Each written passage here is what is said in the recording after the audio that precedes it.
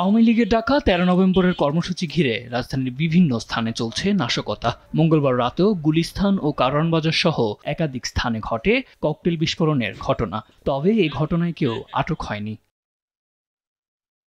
রাতে আওয়ামী লীগের অগ্নিসন্ত্রাসের প্রতিবাদে বিক্ষোভ সমাবেশ করে ঢাকা বিশ্ববিদ্যালয়ের শিক্ষার্থীরা। তারা বলেন, বিচারের আগে আওয়ামী লীগের রাজনীতিতে ফেরার সুযোগ নেই।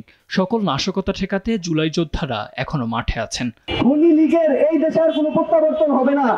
তাদের বিচার, তারা যেই সন্ত্রাসী কর্মকাণ্ড পরিচালনা করেছে বিগত 16 বছর, তাদের এই স্বৈরাচারী কর্মকাণ্ডের বিচার নিশ্চিত না হওয়া পর্যন্ত কোন লীগকে আমরা এই দেশে দেখতে চাই না। বিচার না হওয়ার আগ পর্যন্ত আওয়ামী লীগ বাংলাদেশের রাজনীতিতে ফিরে আসতে পারবে না। স্বৈরাচার যদি তাদের এই ধরনের কুটচাল চালতে থাকে, আমরা পুনরায় রাজপথে নেমে এসে তাদেরকে সম্মিলিতভাবে প্রতিরোধ করবো ইনশাআল্লাহ।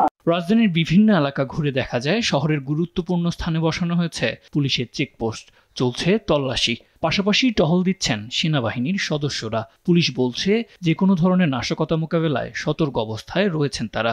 সন্দেহজনক স্থানে চালানো হচ্ছে অভিযান।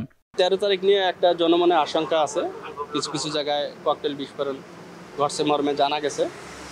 তো বিষয়গুলো যাতে না ঘটে, এ ধরনের আতঙ্ক যাতে না থাকে, সেজন্য আমরা আমাদের ঊর্ধ্বতন কর্তাদের পরামর্শ মোতাবেক, তাদের নির্দেশনা মোতাবেক আমাদের যেরকমভাবে অভিযান করা দরকার, আমরা আমাদের সর্বোচ্চ চেষ্টা দিয়ে সেটা করে যাচ্ছি।